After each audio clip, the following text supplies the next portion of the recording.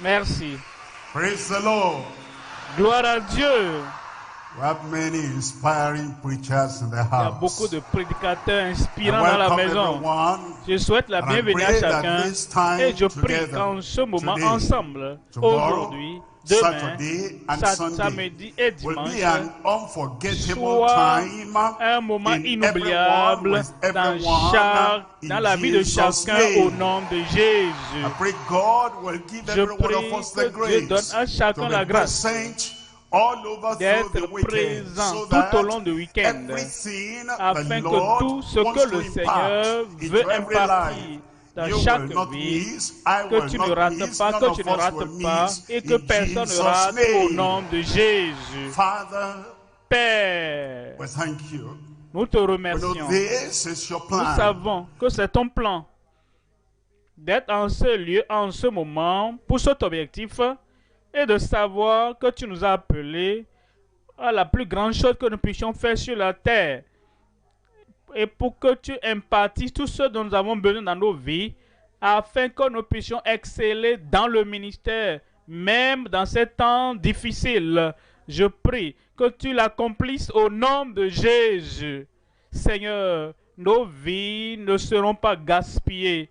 Notre temps ne sera pas gâché. Tes ressources dans nos vies ne seront pas gâchées. Utilise chacun au maximum établi pour chaque vie, pour chaque ministre, chaque ministère au nom de Jésus. Nous te remercions pour l'exaucement. Au nom de Jésus, nous prions. Que Dieu vous bénisse. Pour vous asseoir. Ce soir, nous considérons le message, un appel divin au plus grand, à un plus grand service. Un appel divin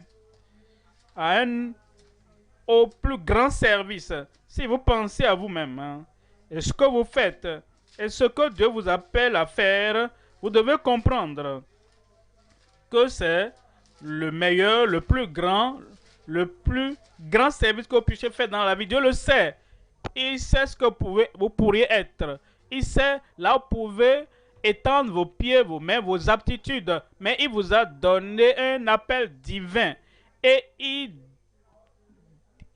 dit, dans tout ce que vous pouvez faire, voici le plus grand de votre vie. Et je prie que Dieu lui-même te révèle dans la révélation qui sera indélébile pour que tu es dans un lieu stratégique, à un moment stratégique et dans une génération stratégique, un appel divin au plus grand service. Nous considérons le livre de Jonas et je vous lis du verset 1 au verset 2. Le livre de Jonas, chapitre 1, verset 1. La parole de l'Éternel fut adressée à Jonas, fils d'Amathaï, en la parole de l'Éternel. Cela veut dire la pensée de Dieu, le message de l'heure, le message du moment, le message et la révélation qui sera accomplie dans sa vie et qui va le propulser et le pousser à la plus grande chose qu'il pouvait faire dans sa vie. Jonas ne le savait pas, mais comme nous considérons l'histoire, vous verrez, c'était le meilleur et le plus grand qui pourrait arriver à Jonas en ce moment. Comme vous regardez dans votre vie, là où vous êtes, ce que vous faites, l'appel de Dieu dans ta vie, c'est même le meilleur, le plus grand qui puisse arriver dans ta vie. Verset 2. La parole de l'Éternel, lève-toi, va à Ninive. Lève-toi, va à Ninive. Le Seigneur est très spécifique et très défini là où il devait aller. Bien sûr, il y avait des milliers d'autres personnes que Dieu pourrait appeler. Dieu pouvait appeler tel homme ou telle femme, cet homme ou tel autre individu, mais il s'est centré sur Jonas. Dieu pourrait appeler quelqu'un d'autre plus que toi, mais il a décidé, choisi que c'est toi l'homme, il a décidé que tu es la femme, qu'il va envoyer accomplir une chose particulière, ce que personne d'autre ne pouvait faire. En ton temps, au temps de Jonas, lève-toi, va à Ninive, la grande ville, et crie contre elle, car sa méchanceté est montée jusqu'à moi. il n'a pas envoyé un ange, il a envoyé Jonas. Il n'a pas envoyé une autre personnalité ou ceux qui ont, comme Moïse, Jonas, qui étaient déjà au ciel. Il pouvait les renvoyer, mais il ne l'a pas fait. Mais il a détecté Jonas. Il pouvait envoyer un ange, ce que tu fais maintenant, ce que tu fais dans le ministère, mais il t'a appelé. Et je prie que tu n'échoues pas dans le ministère, que tu ne déçoives pas le ciel dans le ministère au nom de Jésus. Alors, nous divisons le message en 3 parties. Premièrement, la révélation délibérée de la grande commission. Deuxième point, le rejet périssable et la grande condamnation. Troisièmement, la réponse profitable avec une grande consécration. Premier point alors, la révélation délibérée de la grande commission. Pour Jonas, c'était sa grande commission que Dieu l'avait appelé à accomplir. Chapitre 1 encore de Jonas, chapitre 1, verset 1. Maintenant, en ce moment, ce qu'il a fait par le passé, oubliez cela. Ce qui va se passer dans l'avenir, oubliez ça. Maintenant, en ce moment même, la parole de l'Éternel fut adressée à Jonas, le fils d'Amittai, en disant ces mots. Lève-toi, ne t'assois pas, lève-toi, lève-toi. Ne sois pas satisfait de ce que tu as fait par le passé. Tu dois faire l'œuvre du Seigneur. Lève-toi. Ne regarde pas autour de toi pour dire, je pense avec tout ce que j'ai fait, avec les ressources, vraiment, avec les privilèges que j'ai par le passé, je pense qu'il est temps pour moi que je me repose. Il est temps pour que je me relaxe. Il est temps que je prenne du repos. Il dit, lève-toi. Il y a un travail urgent à faire. Va à Ninive. Ninive était très éloignée de là où vivait Jonas. Mais le Seigneur a dit, va à Ninive. Et Dieu a dit, la grande ville. Il savait, il connaissait la grandeur de la ville. Il connaissait la grande population qui avait plusieurs habitants qui y vivaient. Va, crie contre elle. Crie contre elle. Car sa méchanceté est montée jusqu'à moi. C'était la grande commission pour Jonas. Et nous avons la grande commission également. Les villes où le Seigneur nous a envoyés. Les villes et les habitants qui s'y trouvent. Vers qui Dieu nous a envoyés. Il dit, lève-toi et va là-bas. Et c'est une grande ville. Crie contre elle, car sa méchanceté est montée jusqu'à moi. Voyons cette grande commission qui est délibérée, cette révélation délibérée. Et voyez cette instruction qui est délibérée. Voyez cet appel dans la vie de Jonas. Nous allons voir 3 éléments. Premièrement, nous allons voir l'appel impératif à la grande ville. Nous avons de grandes villes dans notre pays. De grandes villes dans notre pays, de grandes villes dans notre continent d'Afrique, et le Seigneur appelle le ministre de tel ou tel, le prédicateur et le prophète de Dieu. Et dit, voici un impératif, un appel impératif. Il n'y a pas autre chose importante à faire. Il n'y a pas un autre lieu important pour Jonas. Il y a plein de devoirs importants pour Jonas. Cette grande ville va là-bas. L'impératif, l'appel impératif à la grande ville. Deuxième élément, le commandement irremplaçable de la grande commission. Jonas ne pouvait pas dire Dieu, dis-moi autre chose à faire. Jonas, il n'y a pas autre chose. Indique-moi un autre endroit où aller. Il n'y a pas un autre endroit. Donne-moi un autre devoir. Il n'y a pas d'autre devoir. Ceci est irremplaçable. Est-ce que tu regardes ta vie? Tu fais quelque chose maintenant. Oh, je souhaite que je fasse autre chose. Non, c'est ce que tu dois faire. Et c'est là où tu dois aller. Et c'est irremplaçable. Le commandement irremplaçable à la grande commission. Troisième élément, la conviction irrésistible avec une grande consécration. L'appel est irrésistible. Si tu essaies de feinter cela, si tu essaies de fuir, tu verras que Dieu dit toujours, voici ce que tu dois faire. Voici là où tu dois aller. Je n'ai pas un autre devoir pour toi. Voici ce que tu dois faire. La conviction irrésistible avec une grande consécration. Premier élément alors, l'appel impératif à la grande ville. En Luc chapitre 4, verset 42. Luc chapitre 4, verset 42. Dès que le jour parut, il sortit, parlant de Jésus, il sortit et alla dans un lieu désert. Une foule de gens se mit à sa recherche et arrivèrent jusqu'à lui. Ils voulaient le retenir afin qu'il ne les quittât point. Les gens sont venus à Christ. Il a fait des miracles, il a sauvé plusieurs âmes, beaucoup ont été pardonnés et ils se réjouissaient du grand impact du ministère de Christ. Alors ils l'ont retenu pour dire reste ici avec nous, ne va pas ailleurs. Verset 43, mais il leur dit, il faut aussi que j'annonce aux autres villes la bonne nouvelle du royaume de Dieu. Voyez cela, aux autres villes.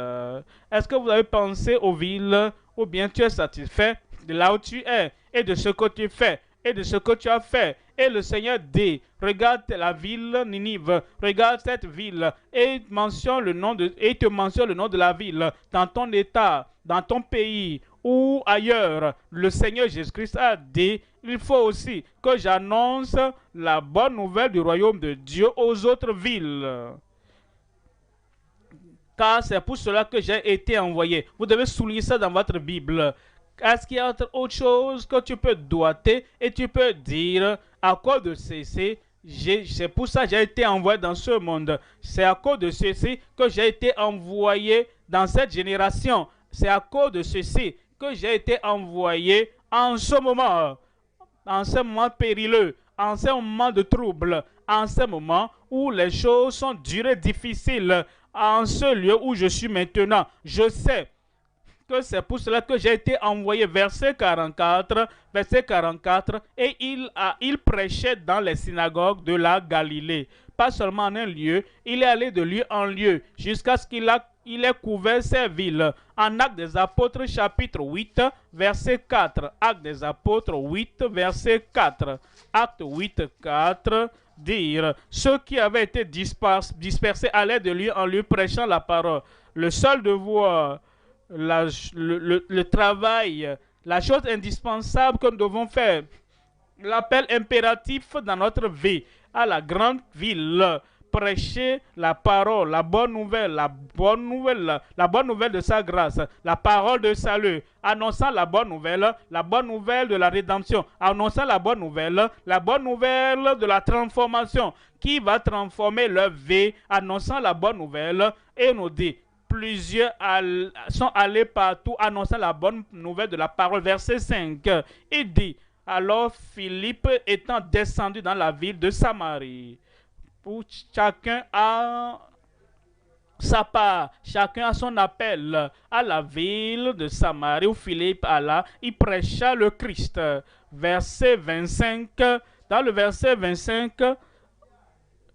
après avoir rendu témoignage à la parole du Seigneur et après l'avoir prêché, Pierre et Jean retournaient à Jérusalem en annonçant la bonne nouvelle dans plusieurs villages des Samaritains. Ils ont continué à prêcher dans la ville. Ils ont prêché là-bas, en ville. Ils ont prêché là-bas. Dans un village, ils ont prêché là-bas. Partout, ils sont allés. Et vous voyez des gens prêcher la parole de vie, la parole de la vie éternelle. Verset 40 dit, Philippe se retrouva dans Azote, d'où il alla jusqu'à Césarée, en évangélisant toutes les villes. En évangélisant toutes les villes. C'était des gens qui comprenaient l'appel de Dieu dans leur vie. Ils ont compris l'appel impératif que Dieu les avait lancé aux grandes villes du monde, jusqu'à ce qu'ils viennent à Césarée. Deuxième élément dans le premier point, c'est le commandement irremplaçable à la grande commission. La grande commission nous a été donnée et nous ne pouvons pas la remplacer par autre chose. Ah, je suis occupé à faire ci, à faire cela. Je ne peux pas aller à Ninive. Pour cela donc, je ne peux pas aller dans les villes vers lesquelles tu m'as appelé. Le commandement irremplaçable à la grande commission. Voyons Ésaïe au chapitre 58, verset 1. Ésaïe 58, 1. Ésaïe 58, verset 1. Crie à plein gosier, ne te retiens pas, élève ta voix comme une trompette et annonce à mon peuple ses iniquités, à la maison de Jacob ses péchés. Dieu a appelé Ésaïe et il a dit à Ésaïe, il a dit, tu as répondu à l'appel quand j'ai dit qui ira pour nous ou qui marchera pour nous. Tu as dit, me voici, envoie-moi, d'accord. Tu es là maintenant, au bon endroit, au bon moment, avec les gens vers qui je t'envoie pour annoncer. Ne te tais pas, crie à plein gosier, ne te tais pas, élève ta voix comme une trompette et annonce à mon peuple ses iniquités, à la maison de Jacob ses péchés. Est-ce que nous faisons ce qu'il nous appelle à faire? Est-ce que nous faisons ce qu'il espère de nous? Peut-être nous sommes allés. Peut-être nous sommes allés dans notre Ninive. Peut-être nous sommes allés dans la ville. Peut-être nous sommes allés dans la communauté. Est-ce que nous élevons nos voix? Est-ce que nous commençons? Est-ce que nous leur disons ce que Dieu veut? En Ézéchiel chapitre 3. Ézéchiel chapitre 3, verset 17. Ézéchiel 3, 17. Et des fils de l'homme, je t'établis comme sentinelle. Quel que soit ce que les autres te poussent à faire, toi, Ézéchiel, j'ai fait de toi une sentinelle. Quel que soit ce que tes collègues font, quel que soit tes camarades de classe font, quel que soit ceux avec qui tu as fréquenté ensemble, fait la formation ensemble, quel que soit ce qu'ils font ensemble, quelles que soient les affaires qu'ils font, Dieu te parle directement. Que les autres fassent ce qu'ils croient qu'ils doivent faire, mais toi, j'ai fait de toi une sentinelle pour la maison d'Israël. Dieu était très clair et défini envers Ézéchiel. Quel que soit ce que Jérémie fait, quel que soit ce que Ésaïe fait, quel que soit ce que Daniel est en train de faire, voici toi ton appel irremplaçable. Découvre et examine pourquoi t'a-t-il appelé et consacre-toi sur cela afin qu'il te récompense pour ce que tu fais parce que tu fais ce qu'il t'appelle à faire. Et dit, c'est pourquoi écoute la parole qui sort de ma bouche maintenant. Ne me dévance pas sans écouter la parole de sa part. Jonas avait la parole, avait reçu la révélation. Ézéchiel avait écouté la révélation. Ésaïe a écouté la parole, la révélation. Et toi, tu dois écouter la parole de sa bouche et les avertir de sa part. Pas de ton esprit, pas de ton opinion, pas de ton idée, pas de ce que tu penses, que tu dois leur dire en ce moment particulier. Avertis-les de ma part. Verset 18. Verset 18, il dit, quand je dirai au méchant, tu mourras. Si tu ne l'avertis pas, si tu ne parles pas pour détourner le méchant, tu es vraiment très gentil pour avertir qui que ce soit. Tu es très gentil pour dire au pécheur que la voie qu'il suit est un chemin difficile, c'est une voie pécheresse qui conduira à la perdition. Tu ne peux pas le dire. Pour toi, vraiment, c'est un travail interdit. Pour toi, c'est une attitude interdite. Tu es tellement tendre. Tu ne peux pas dire à quelqu'un qui est en train de périr et qui suit le chemin de la destruction. Tu n'as pas le courage, tu n'as pas la pensée, tu n'as pas la colonne vertébrale de lui dire que voici le chemin de la perdition. Bon, il dit, quand Dieu dit, quand le Dieu Tout-Puissant dit, quand je dirai au méchant, tu mourras, si tu ne l'avertis pas, si tu ne parles pas pour détourner le méchant de sa mauvaise voie.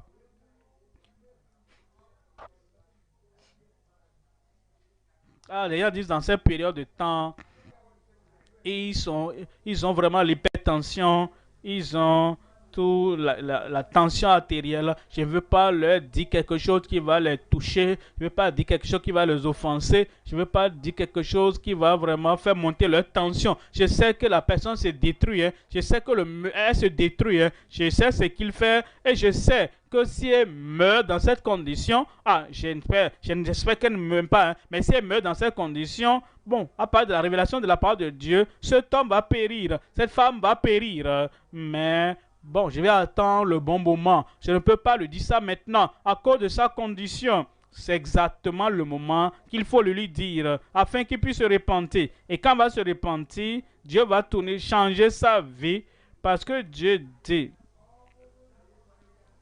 si il n'arrive pas, tu n'as pas le courage pour accomplir ton ministère et lui parler, il dit, ce méchant mourra dans son iniquité, mais je te redemanderai son sang. As-tu surpris de cela? La maison brûle et tu es là-bas. Tu as la connaissance, tu as tout pour entrer dedans, pour sortir cet homme. Et tu es là. Et tu entends les cris, tu entends les gémissements, tu entends que les gens sont en train de brûler. Tu peux les secourir, mais tu restes là-bas. Même tes voisins, ceux-là qui sont toi, est-ce qu'ils ne vont pas dire que tu es un meurtrier? Est-ce que tu vas réclamer le sang de tes mains? Tu vois un homme qui périt, mais tu le respectes tellement, tu ne peux pas lui dire la vérité pour sauver sa vie. Il dit va périr, parce que l'âme qui pêche, c'est celle qui mourra, mais je te redemanderai son sang.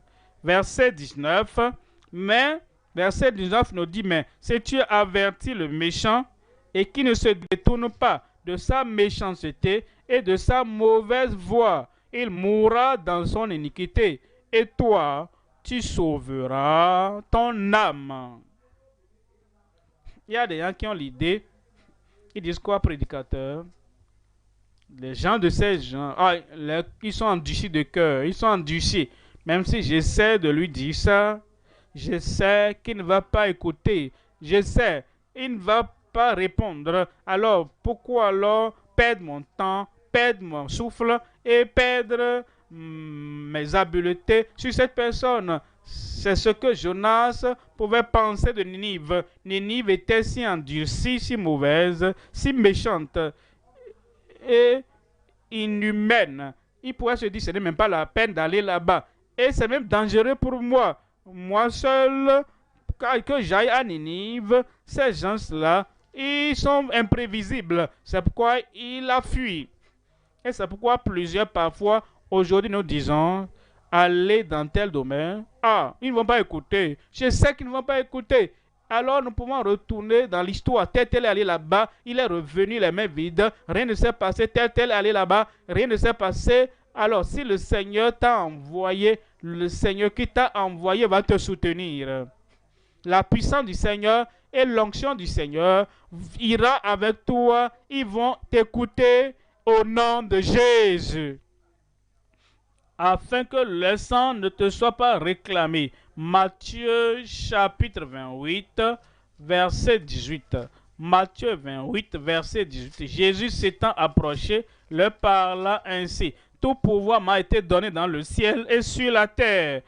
Alors ensuite dans le verset 19, allez, faites de toutes les nations allez, faites de toutes les nations, allez, faites de toutes les nations des disciples. Il envoie toute l'Église avec le message au monde. Ce n'est pas Pierre seul. Enseignez toutes les nations, pas Jean ou Jacques, pour faire de toutes les nations des disciples. C'est nous tous, c'est toute l'Église. Si l'Église peut se lever, tu joues ton rôle, je joue mon rôle, il joue son rôle, elle joue également son rôle. En un rien de temps, nous allons faire le travail. Mais nous devons avoir la même vision, nous devons avoir la même mission, nous devons avoir la même passion, nous devons avoir le même feu, nous devons avoir la même consécration, nous devons avoir les mêmes aptitudes de pénétration pour atteindre les cœurs des gens. Si toi tu as le feu que j'ai, si tu as le feu qu'elle a, si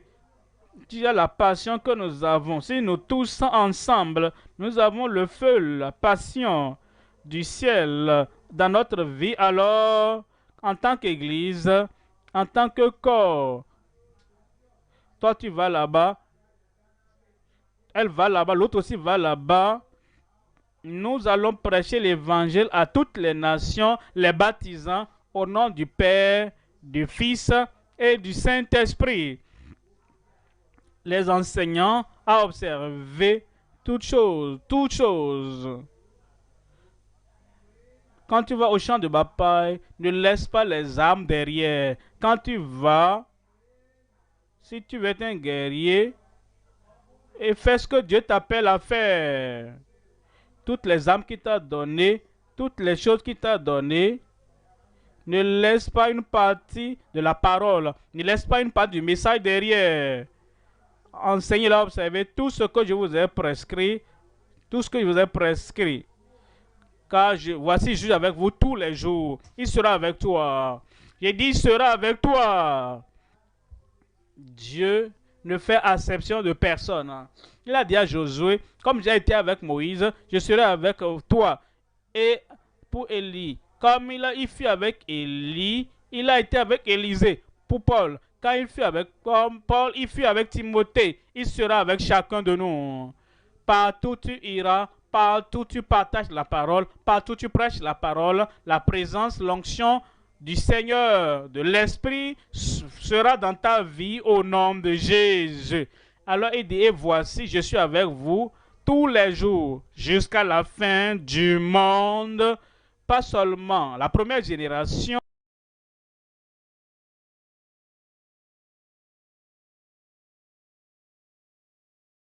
et il sera toujours avec nous au nom de Jésus. Troisième élément dans le premier point, la conviction irrésistible avec une grande consécration. La grande commission ne peut pas être accomplie sans une grande consécration. S'il y a un grand travail à faire, il faut de grandes ressources, il faut de grandes qualités de temps. Et il faut une grande détermination. Si le devoir est grand, alors ceux qui doivent accomplir ce devoir, ce grand devoir, ils doivent avoir de grandes aptitudes pour pouvoir le faire. Dieu nous a donné la grande commission. La grande commission, pour exécuter cette grande commission, nous devons avoir une grande consécration. En Michée chapitre 3, verset 8. Michée 3, verset 8. Michée 3, 8. Michée 3, 8, il dit, mais moi je suis rempli de force. C'est toujours disponible. Jésus a dit, vous recevez une puissance. Ce n'est pas une puissance répandue. Ce n'est pas une puissance qui est à peine connue, ressentie ou vue. Il dit, vous recevez une puissance. Le Saint-Esprit survenant sur vous.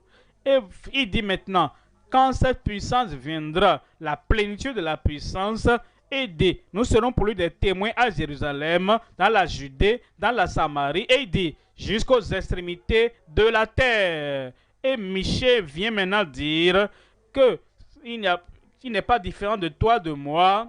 La même puissance qui résidait en lui peut aussi résider en toi. Et nous pouvons attendre, nous pouvons prier, nous pouvons chercher le Seigneur jusqu'à ce que ce qu'il a fait pour Michée, pour accomplir le ministère que Dieu lui avait donné, il le fera pour toi, il le fera pour nous, et nous accomplissons notre ministère. Tu vas accomplir ton ministère.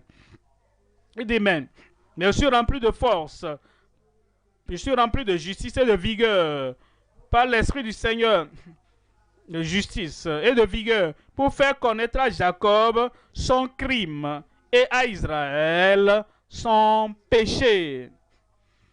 Voyons le deuxième point maintenant. Jonas chapitre 1. Voyons le verset 3. Jonas chapitre 1.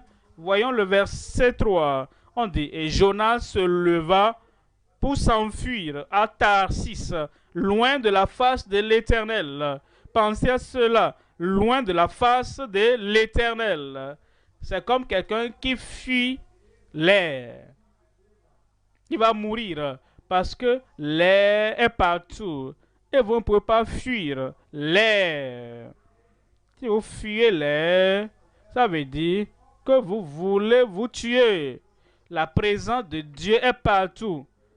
Où est-ce que nous n'allons pas trouver Dieu? Où puis-je fuir? Est-ce qu'il y a un coin là-bas? Est-ce qu'il y a une hauteur là-bas? Est-ce qu'il y a une vallée là-bas? Est-ce qu'il y a une montagne là-bas? Est-ce qu'il y a une forêt là-bas? Est-ce qu'il y a une brousse là-bas? Est-ce qu'il y a une maison secrète là-bas? Vous pouvez aller. De la présence de Dieu, il est partout.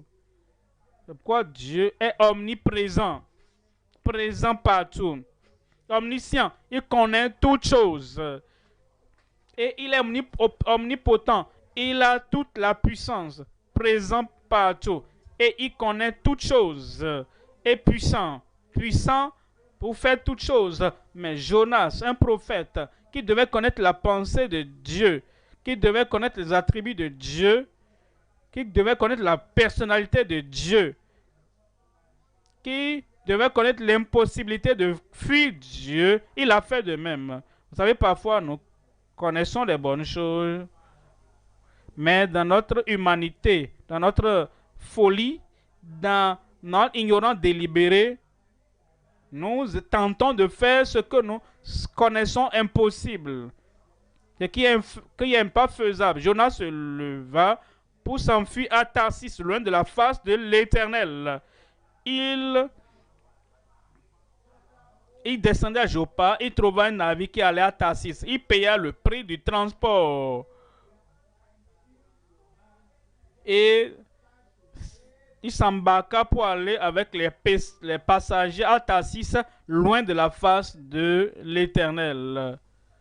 Vous verrez, quand quelqu'un fuit la volonté de Dieu, de la révélation de Dieu, Satan est toujours là pour donner le bateau, le navire, le transport qui va l'amener là-bas.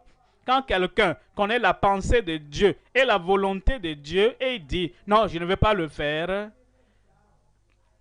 toutes les portes vont s'ouvrir pratiquement dans la direction opposée. Et il va dire, vous voyez maintenant, non? Vous voyez cette porte qui s'ouvre maintenant. Et vous voyez maintenant le navire qui est disponible. Vous voyez maintenant les mariniers qui sont disponibles. J'ai le montant même qu'il faut. Et je vais payer ceci maintenant. Ah, c'est comme si je veux faire ma volonté. Non, tu ne feras pas ta volonté. Le début du voyage ne raconte pas toute l'histoire. Ce qui se passera, comme tu continues contre la révélation de Dieu, contre l'appel de Dieu, comme tu vas contre la volonté de Dieu, c'est ce qui compte.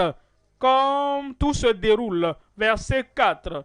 Verset 4. Mais l'Éternel fit souffler sur la mer un vent impétueux, et il se leva sur la mer une grande tempête.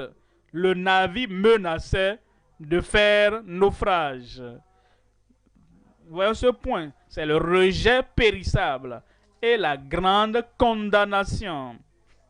Quand quelqu'un se rebelle contre la volonté connue de Dieu, quand quelqu'un se rebelle contre l'appel connu de Dieu, quand quelqu'un sait dans le cœur de son cœur que c'est le chemin à suivre, que c'est la chose à faire, que c'est l'appel de Dieu pour lui, il ou elle délibérément laisse cette volonté de Dieu et suit la volonté de soi. Et cette volonté personnelle devient la volonté de Satan. Lorsque nous abandonnons la volonté de Dieu, le Dieu Tout-Puissant, la volonté de notre Sauveur, la volonté du grand souverain du ciel, et maintenant nous suivons notre volonté, ça c'est la volonté de soi. Et cette volonté de soi devient la volonté de Satan. Et lorsque Dieu nous appelle à quelque chose, et nous abandonnons cette chose, et nous joignons la main au diable, et nous associons nos cœurs, nos pensées au diable, pour aller dans la direction opposée, Dieu va combattre cela. Lorsque son serviteur s'allie à Satan pour s'opposer contre la volonté du Dieu Tout-Puissant. Il y a 3 éléments à considérer rapidement aussi. Premièrement, l'état et l'autocentrisme des serviteurs charnels. ce serviteur charnel, une personne qui entend la voix de Dieu, mais qui est charnel. L'état d'esprit, l'état de la spiritualité, l'état et l'autocentrisme des serviteurs, la tempête et la souffrance du berger compatissant.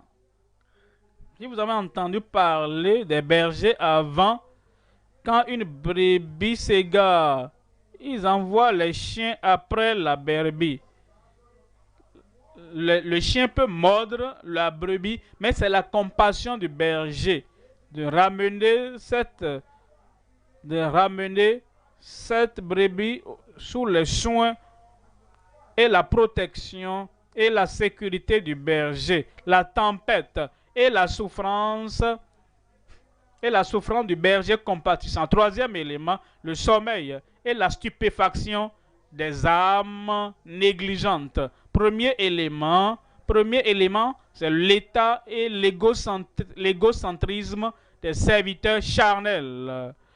En Jonas 1:3, nous avons déjà lu. Vous voyez, il s'enfuit de la face de l'Éternel. L'état d'esprit, c'était l'état d'esprit d'un rétrograde. L'état d'esprit d'un rebelle, c'était l'état d'esprit de quelqu'un qui combat Dieu et qui combat la volonté de Dieu. En Romains 8, voyons le verset 6. Romains 8, verset 6. Romains 8, verset 6 dit: et l'affection de la chair, c'est la mort. Vous voyez Jonas dans le navire avec tous les mariniers et la souffrance, et ils jetaient tout ce qu'ils avaient dans la mer.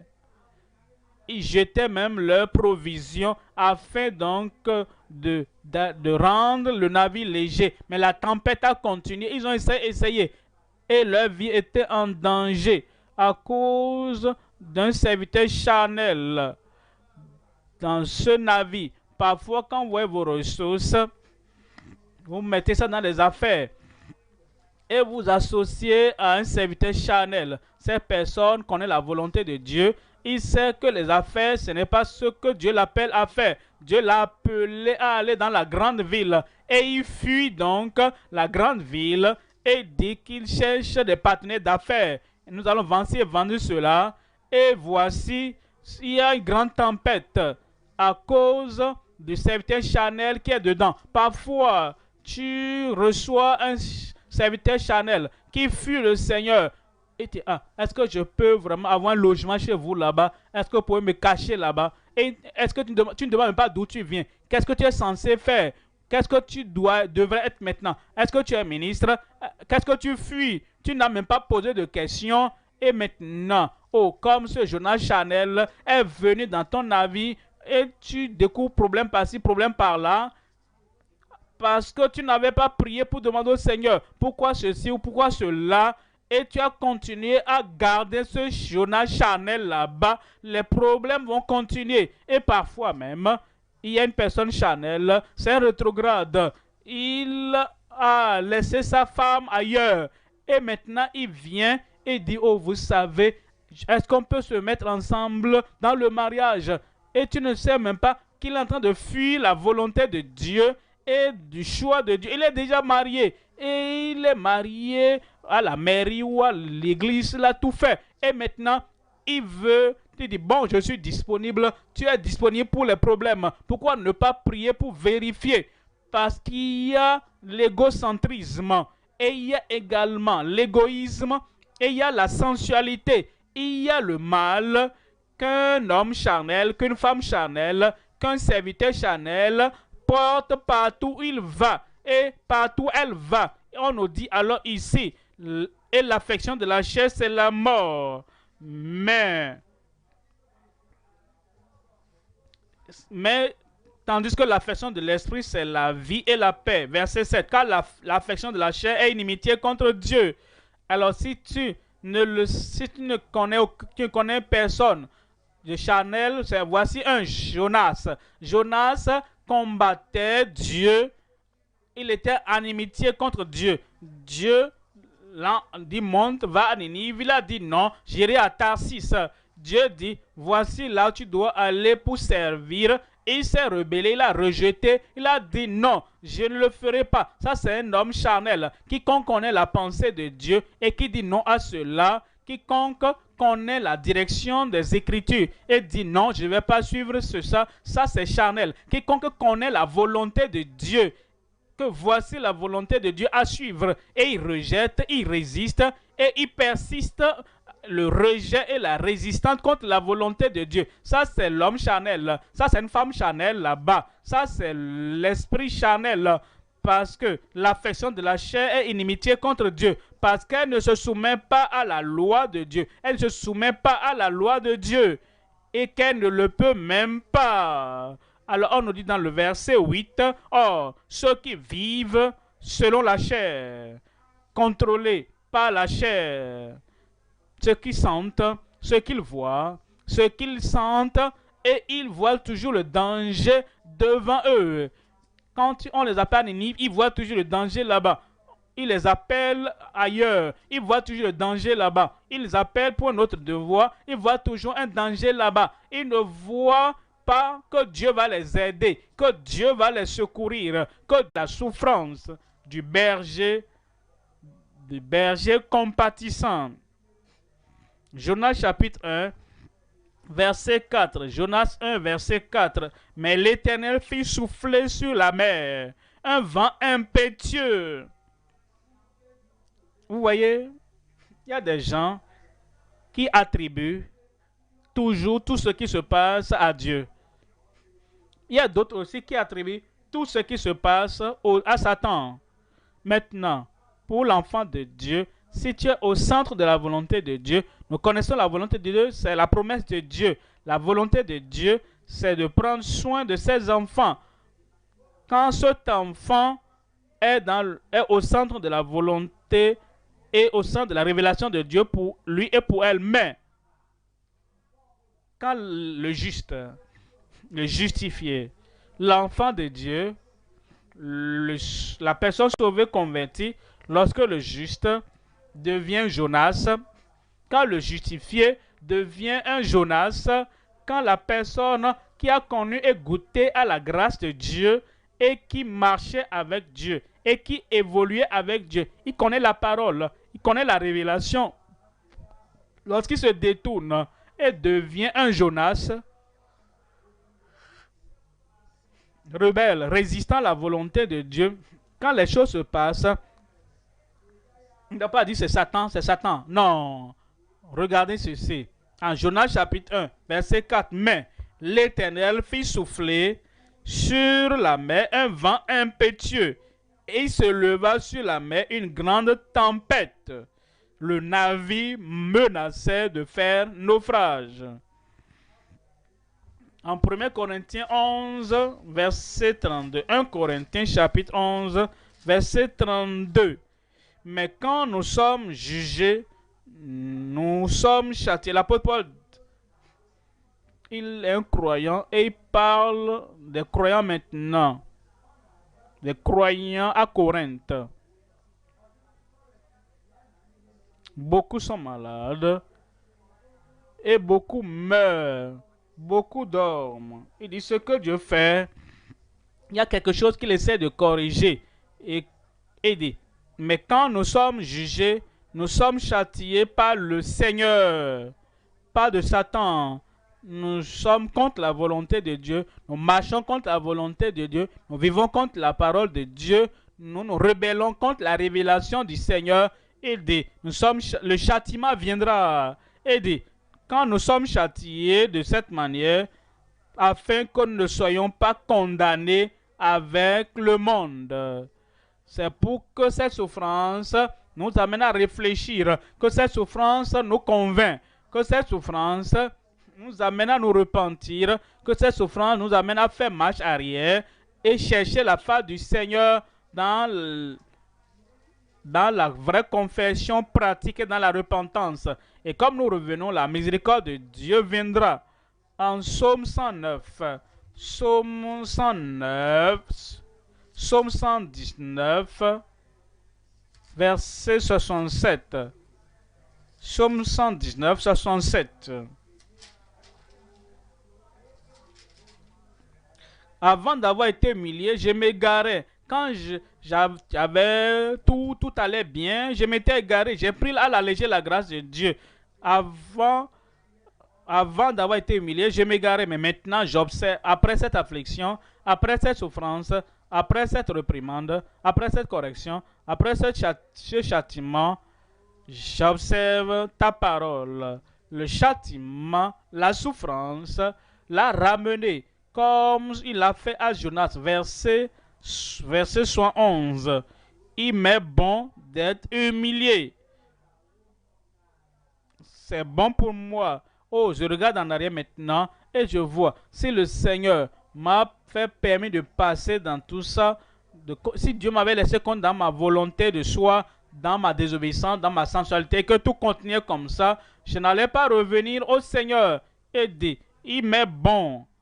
Il est bon pour mon âme. Il est bon pour mon avenir. Il est bon pour moi parce que ça va m'aider à aller au ciel. Il m'est bon d'être humilié afin que j'apprenne tes statuts. Afin que j'apprenne tes statuts. Verset 107. Le dernier verset. Et dit, je suis errant comme une brebis perdue. Somme 119, 176. Je suis errant comme une brebis perdue. Voici ce serviteur charnel, ce serviteur pécheur, ce serviteur rétrograde. Il cherche ton serviteur avec le châtiment. Il le cherche avec une grande tempête sur l'océan de sa vie. Cherche ton serviteur, car je n'oublie point tes commandements. Troisième élément maintenant. Le troisième élément dans le deuxième point, le sommeil, la stupéfaction des âmes négligentes. En Jonas chapitre 1, verset 5. Les mariniers ont eu peur à cause de la tempête et de la tempête.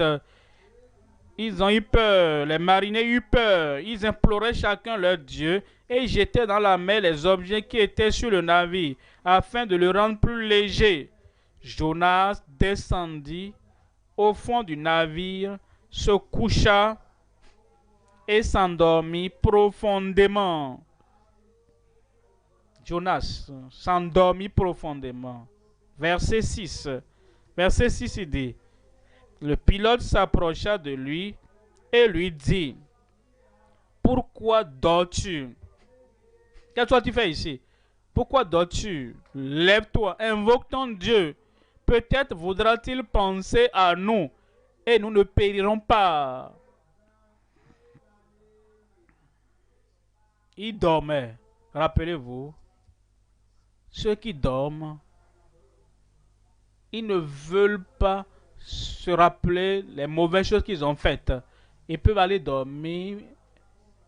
Ils vont dire, je vais boire jusqu'au sommeil, mon ami. Ça n'arrête pas le problème. Tu es allé quelque part. Tu as fait quelque chose de mauvais. Et la conscience est en train de te donner des coups à l'intérieur. La conscience te pince et te perce avec la culpabilité, la condamnation. Et certaines personnes disent, comment on va se débarrasser? Je sais que si je fume cette chose-là, alors mon cerveau va changer. Je vais oublier ça. Je pourrais avoir du sommeil. Je pourrais me relaxer. Ça n'enlève pas le problème. Jonas dormait, mais la tempête a continué. Il pouvait se noyer. Et le pilote s'approcha pour dire, toi qui dors, qu'est-ce que toi tu fais ici? Laissez-moi. Ça l'a rendu stupide. Il n'avait plus de sens. La vie était en danger. Maintenant, Jonas, prophète Jonas, prédicateur Jonas, une personne qui a reçu la révélation, Jonas, dis-moi, si tu mourais en combattant contre Dieu, où passeras-tu l'éternité? Et il était aveugle, sourd, il dormait. Jonas, si tu mourais dans cette condition, toutes les bonnes choses que tu as faites dans ta vie, selon l'histoire que nous lisons sur toi en 2 Rois, chapitre 14, verset 25. Si tu mourais dans cette condition, Ou quelle sera la récompense de ce que tu as fait par le passé? Jonas n'a pas pensé à cela. Son âme dormait.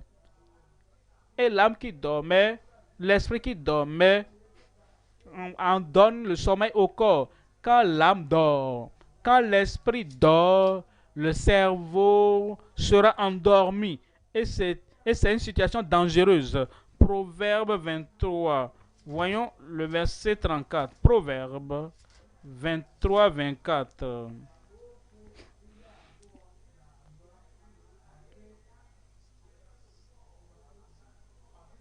Proverbe 23, 34. Tu seras comme un homme couché au milieu de la mer, comme un homme couché sur le sommet d'un mât. Verset 35. On m'a frappé, je n'ai point de mal. On m'a battu, je ne sens rien. Quand me réveillerai-je? J'en veux encore.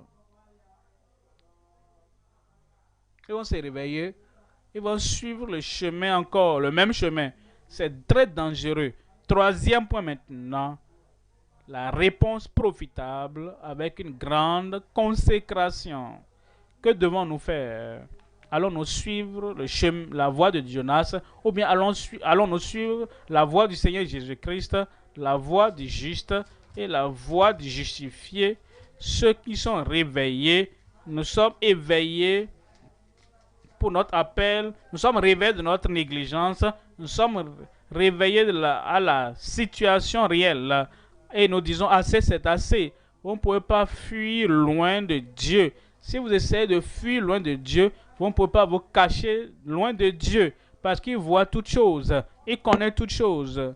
Il connaît les pensées du cœur. Il connaît les directions où nous allons. Il connaît les choses que nous avons abandonnées. Il connaît le chemin du devoir que nous devons suivre. Voilà pourquoi nous finissons ce message en voyant la réponse profitable avec une grande consécration. Nous divisons ceci aussi en trois parties. Premièrement, la recherche de la source des différentes souffrances. Souffrance par-ci, souffrance par-là. Et je suis devenu chrétien, je suis enfant de Dieu. La souffrance, je n'ai jamais souffert comme ça. Quelle est la source, la recherche des différentes souffrances? Deuxième élément, leur supplication et soumission avec les âmes désespérées. Ils étaient désespérés. Ils voulaient chercher une solution à leur problème. La solution viendra lorsque nous disons, oh, est-ce que j'ai abandonné quelque chose? Est-ce que j'oublie quelque chose? Est-ce que je fuis quelqu'un? Quand nous faisons des supplications à Dieu et nous avons la soumission totale, la solution viendra dans ta vie au nom de Jésus. Notre sacrifice et soumission à la souveraineté divine.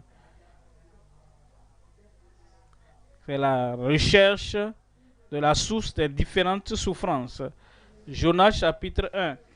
Verset 7. Et il se dit l'un à l'autre, venez, tirons au sort.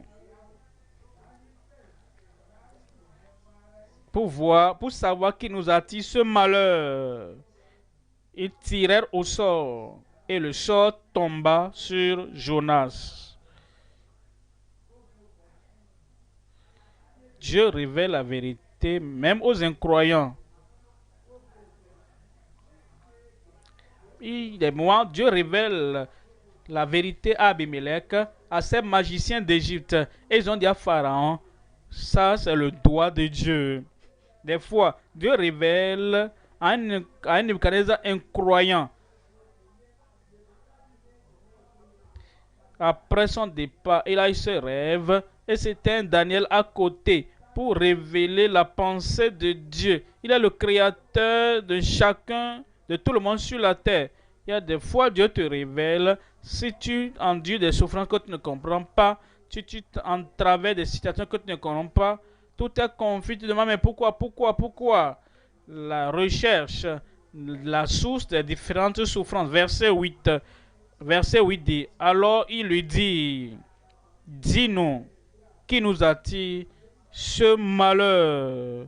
Quelles sont tes affaires? Et d'où viens-tu? Frères et sœurs, chers ministres, ça c'est des questions que nous devrions poser au début. Quand Jonas est venu, un étranger, quand il a dit, j'ai l'argent pour le voyage, et peu importe, dites-moi le montant, je vais payer, je vais voyager avec vous pour telle destination. Pourquoi est-ce qu'ils n'ont pas demandé où est son passeport de nos jours à l'époque? Peut-être s'il n'y avait pas de passeport, peut-être qu'il n'avait pas de carte d'identité. Alors il faut vérifier la carte d'identité, son caractère, son style de vie, son appel, d'où vient-il, qu'est-ce qu'il fuit. Il y a des gens qui vont se marier, première vue, premier amour, et c'est terminé. Pas de question du tout. Ils vont au mariage et ils découvrent après quelque chose qu'ils devraient avoir connu avant de s'engager. Il y a des gens qui se retrouvent dans des situations particulières. Ils n'ont posé aucune question. Il fallait poser la question avant. Nous allons nous éviter beaucoup de problèmes si nous le faisons au début. Alors il lui dit non, nous te prions. On dit, dis-nous qui nous attire ce malheur. Quelles sont tes affaires? D'où viens-tu? Quel est ton pays? Et de quel peuple es-tu? C'est comme s'ils voulaient épuiser toutes les questions. Verset 9, il leur répondit, je suis hébreu. C'est vrai. Et je crains l'Éternel. C'est vrai. Le Dieu des cieux qui a fait la mer et la terre. Jonas, tu devais connaître ça avant de t'engager dedans. Maintenant, tu comprends. Dieu a fait la mer et la terre. Et si tu fuis sur la terre, il va te rattraper. Si tu fuis loin de lui sur la mer, il va te retrouver. Verset 10. Ces hommes eurent une grande frayeur. Et ils lui dirent, pourquoi as-tu fait cela? Car ces hommes savaient qu'ils fuyaient loin de la face de l'Éternel. Parce qu'il leur avait dit, il dit, je fuis la présence de Dieu. Jonas, tu sais, tu fais ce qui est impossible. Arrête ça. N'essaie pas de fuir. Tu ne peux pas te cacher loin de Dieu. Deuxième élément maintenant, leur supplication et soumission avec les âmes désespérées. Chapitre 1 de Jonas, verset 11. Verset 11. Il lui dit, que te ferons-nous pour que la mer se calme envers nous?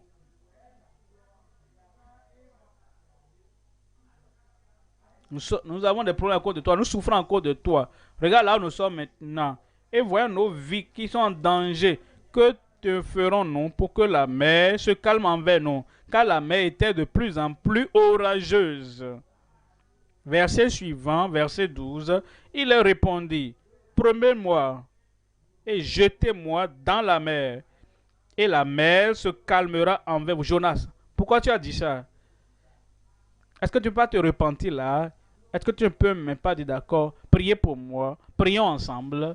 Et dis à Dieu, Seigneur, j'essayais de fuir, mais je sais maintenant que je ne peux pas plus aller loin. Tu vas me rattraper. Tu vas voir. Pourquoi on n'a pas dit ça? Seigneur, j'ai suivi le chemin de la folie. Maintenant, je serai sage.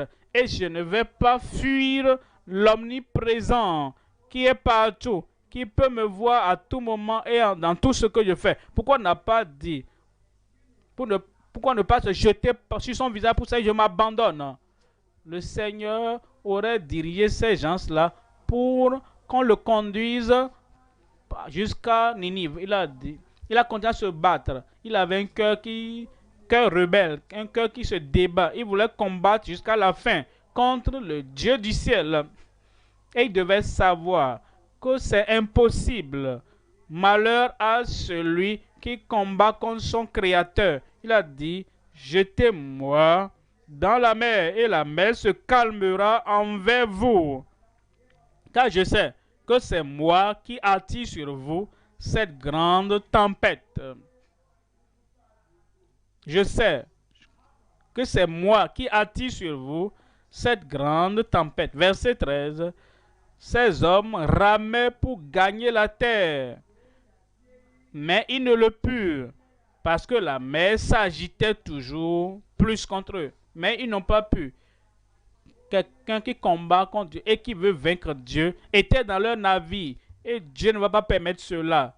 La créature ne peut pas vaincre le Créateur. Si la créature prend sa décision, j'ai commencé le chemin de la rébellion, j'ai commencé comme la voie de la transgression et il va combattre contre Dieu jusqu'à la fin. Dieu ne va pas permettre à la créature de vaincre le Créateur. Car la mer était orageuse. Verset 14. Alors ils invoquaient l'Éternel et dirent: Ô Éternel, ne nous fais pas périr à cause de la vie de cet homme et ne nous charge pas du sang innocent. Car toi, Éternel, tu fais ce que tu veux.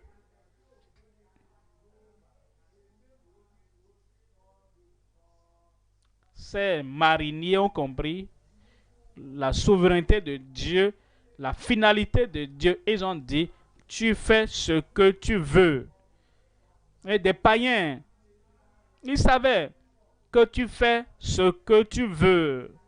Ces gens, ils n'étaient pas hébreux. Ils n'avaient pas les écritures des hébreux. Mais ils savaient des choses qu'ils ont vues et de la tempête qu'ils ont expérimentée. Ô Éternel, tu fais ce que tu veux. Si nous comprenons dans nos vies, quelque chose qui se passe, Seigneur, tu fais ce que tu veux. Ça va nous épargner la tension. Ça va nous épargner des nuits sans sommeil. Ça va nous épargner des problèmes cardiaques. Ça va nous garder des problèmes. Ah, pourquoi ceci, pourquoi cela, pourquoi cela? Je ne comprends pas ceci, je ne comprends pas cela. Et nous sommes dans la confusion.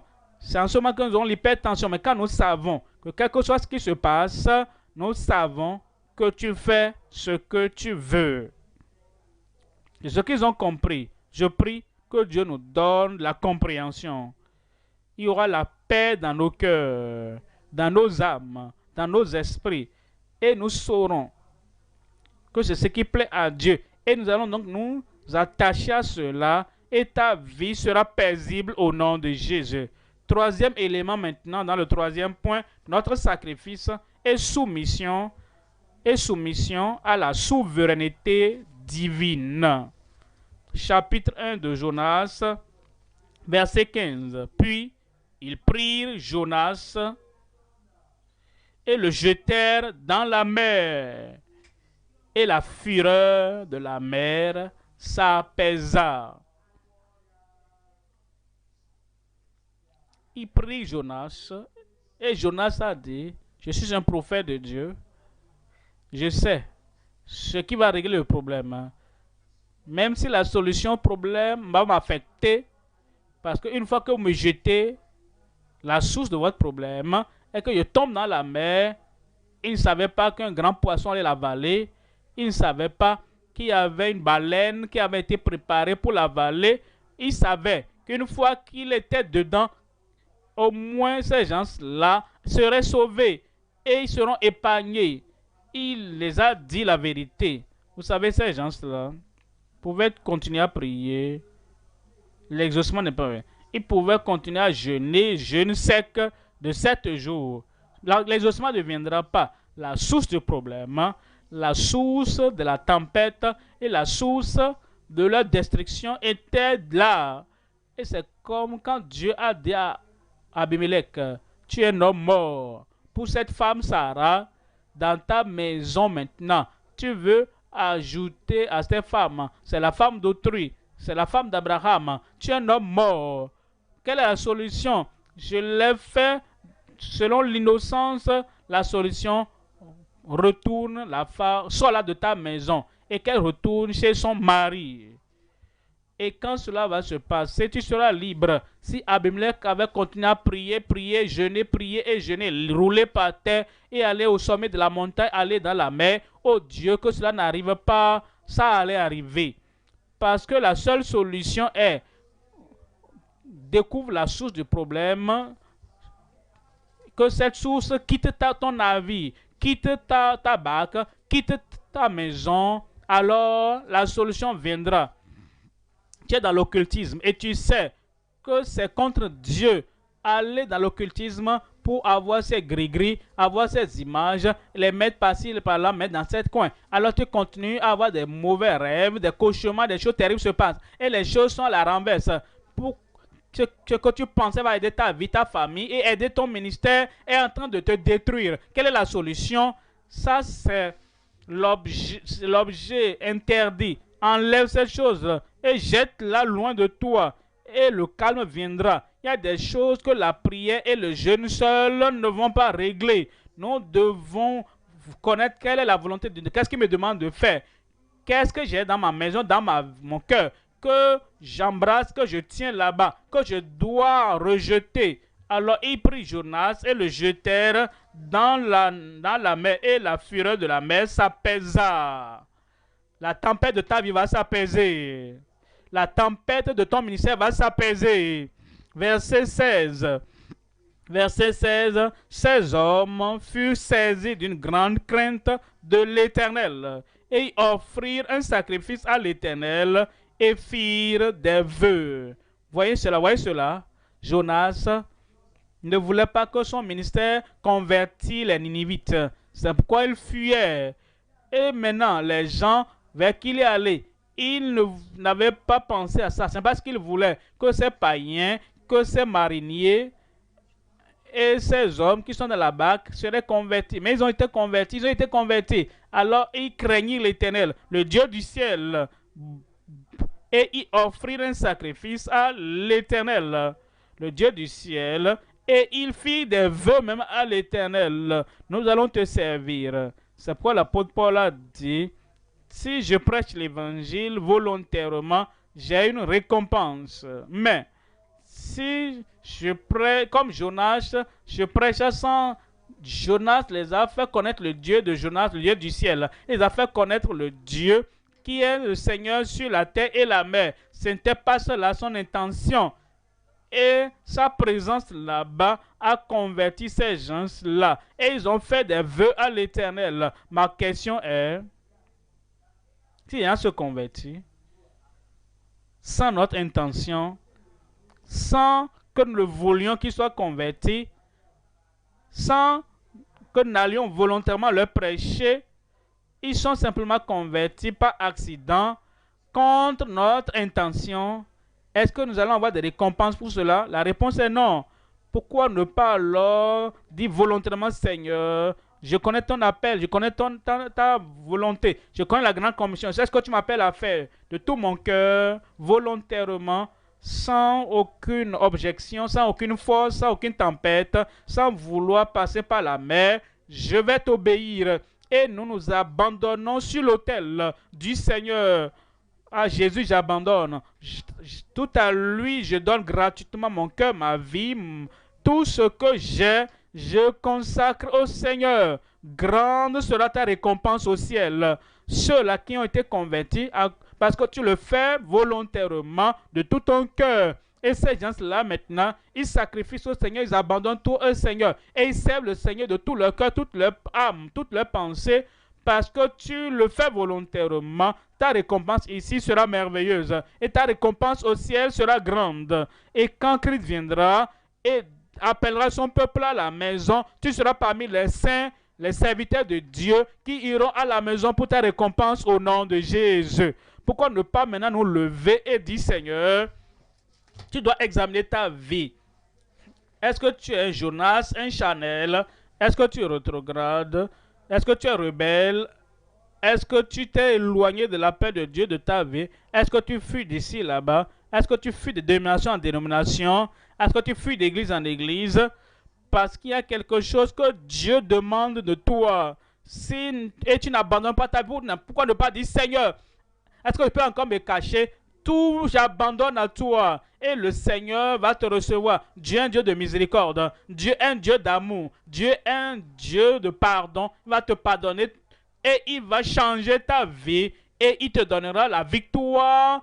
Et tu pourras maintenant reprendre le ministère à nouveau avec une nouvelle force, avec une nouvelle vigueur. Et tu vas commencer avec une nouvelle vision Et le ministère, l'œuvre va prospérer entre tes mains au nom de Jésus. Ouvre la bouche maintenant et prie et parle à Dieu dans la prière.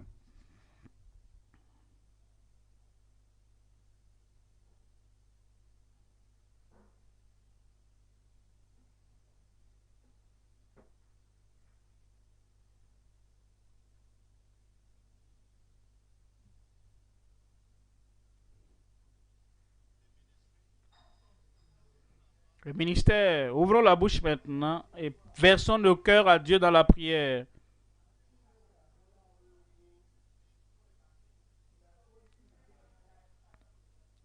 Il nous a donné la révélation délibérée de la grande commission. C'est le moment de prier. C'est quand nous prions que ce sera pratique dans nos vies. Invoque Dieu en ce moment. Que le Dieu Tout-Puissant t'aide. Ne va pas fuir la présence de Dieu. Ce n'est pas possible. Fuir la présence de Dieu, c'est impossible. Nous devons prier tous maintenant. Invoque Dieu. Invoque Dieu. Prie. Prie avec passion en ce moment. Nous allons lancer l'appel impératif à la grande commission. Dieu Seigneur, me voici, envoie-moi. Qu'est-ce que Dieu t'appelle à faire? Reconnais la voix de Dieu. Il vous a donné un commandement irremplaçable. Tu ne peux pas le remplacer par quoi que ce soit. Tu ne peux pas remplacer le commandement de Dieu par autre chose dans ce monde. Les choses mondaines ne peuvent pas remplacer ce commandement. Les autres activités du monde ne peuvent pas remplacer ce commandement. La grande commission. Parle au Seigneur. Seigneur, donne-moi cette conviction irrésistible. La conviction dans ton cœur. Avec une grande consécration. Sans la conviction, que peux-tu faire? Sans la conviction, tu seras forcé de le faire. J'ai besoin d'une conviction. Tu savais. Quel est l'objectif de ma vie sur terre? Veux-tu passer dans ce monde sans laisser de marques derrière, de traces derrière? Veux-tu passer dans ce monde sans laisser de traces derrière? Laisse tes traces, tes empreintes dans le sable. Dieu nous appelle d'utiliser le peu de temps que nous avons sur la terre et de le servir de façon objective. De le servir avec conviction. Ne sois pas un Jonas. Jonas fuyait la volonté de Dieu. Ne fuis pas la volonté de Dieu. La volonté de Dieu peut-être ce soir, c'est que tu te répandes dans ta vie à Jésus. Ne fuis pas la volonté de Dieu. La volonté de Dieu pour toi dans ta vie, c'est que tu abandonnes ta vie à Jésus. Ne fuis pas cette volonté de Dieu. Est-ce que Dieu t'appelle? Abandonne tes péchés. Ne fuis pas cette volonté de Dieu. Est-ce qu'il t'appelle? Fuis la rétrogradation. Reviens à Dieu. Est-ce qu'il t'appelle?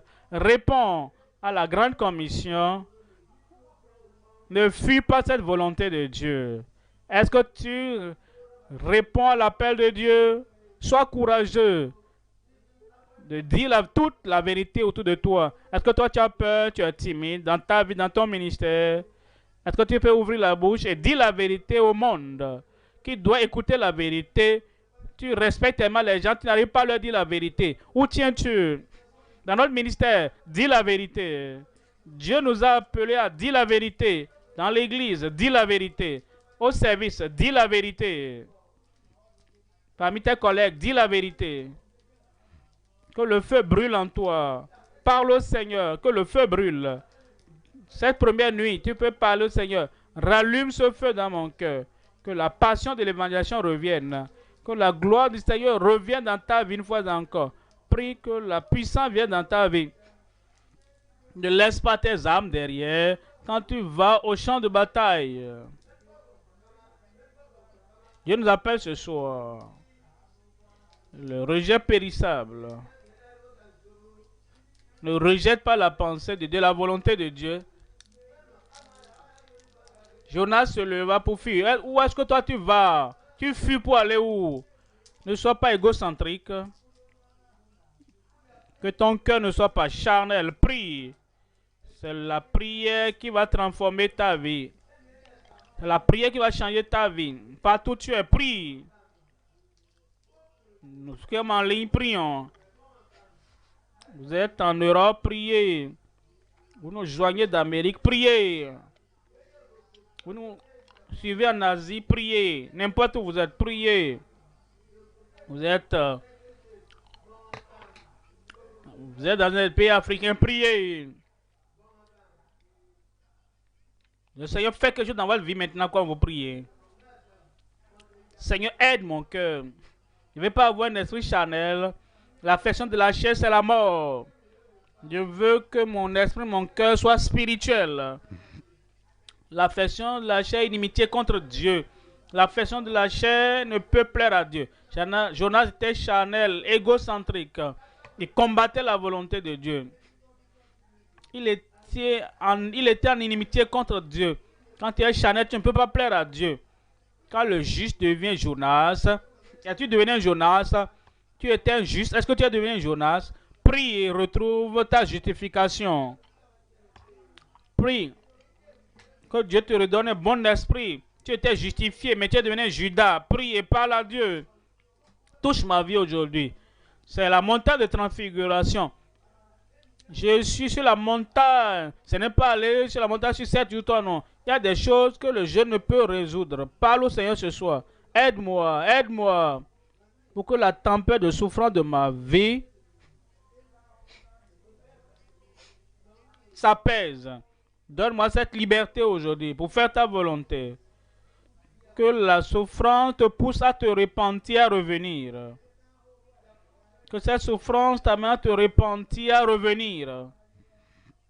Le psalmiste dit, il est bon pour moi d'être affligé afin d'apprendre tes statuts. Je me suis égaré comme une brebis. Vois ton serviteur. Dis Seigneur, cherche ton serviteur. Qu'est-ce que tu as perdu? Retrouve ça maintenant. Qu'est-ce que tu as perdu? Retrouve ça maintenant. C'est le bon endroit pour retrouver ça. C'est le bon endroit pour retrouver ça. Pour les quelques minutes, nous allons clôturer.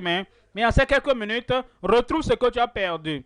Retrouve ton premier amour. Retrouve ta première consécration. Retrouve ton premier engagement. Retrouve la première gloire. Est-ce que tu as perdu ta gloire? Est-ce que tu as perdu la gloire? Retrouve la première gloire. Est-ce que tu es vide au pupitre? Retrouve ta première gloire.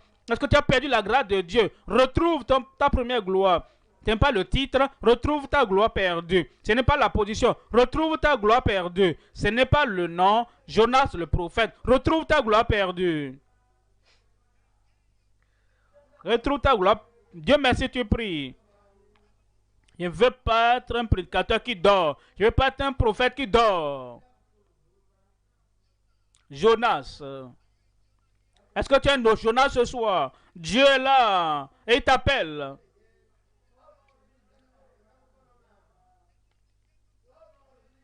Dieu est là pour changer ta vie. Dieu est là pour transformer ta vie. Il te cherche. Le Seigneur te cherche. Tu ne peux pas fuir. Tu ne peux pas fuir de ce Dieu omniprésent. Il avait un cœur. Il avait un cœur qui se rebelle. Que ton cœur ne se rebelle pas. Rappelle-toi, le Créateur la créature ne peut pas vaincre le Créateur.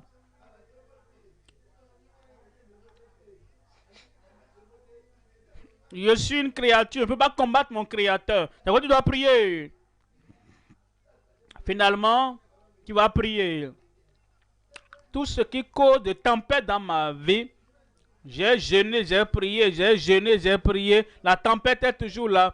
Prie et dis Seigneur, que ce qui cause la tempête soit ôté de ma vie. Ôte-la de ma vie.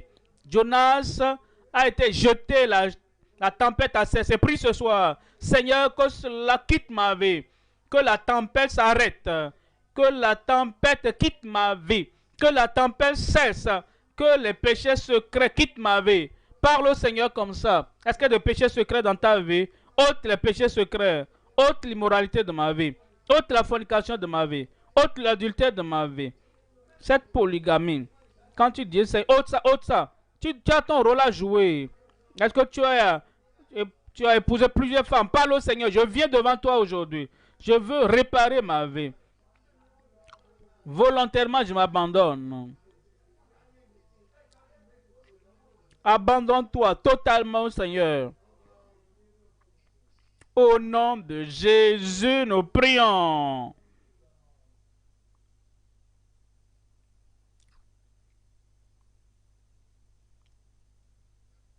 Père Céleste,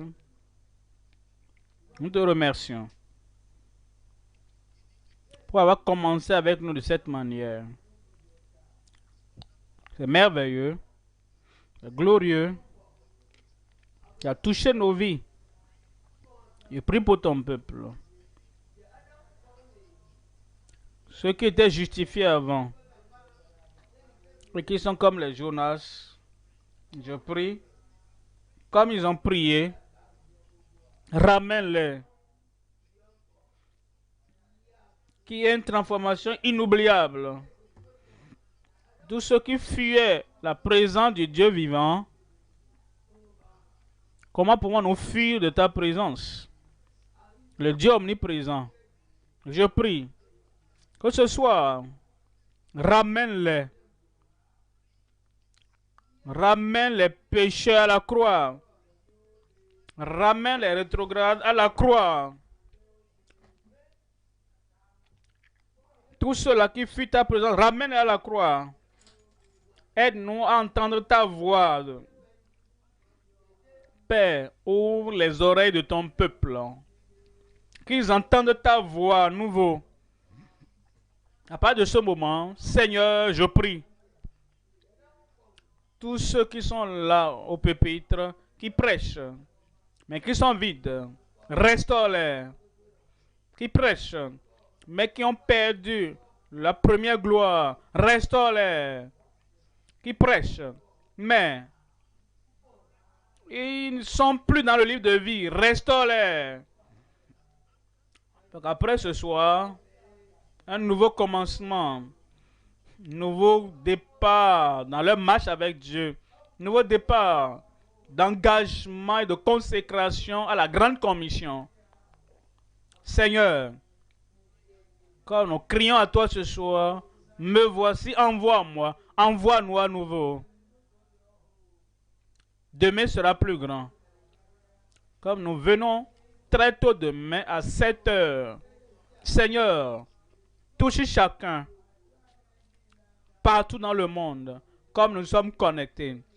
Qui est le feu du réveil partout dans le monde, dans la vie des chrétiens, des ministres chrétiens, des ouvriers chrétiens au nom de Jésus. Revêt ton serviteur de puissance et nous nourrira davantage pendant ces jours. Merci Seigneur pour l'exaucement. Au nom de Jésus, nous prions.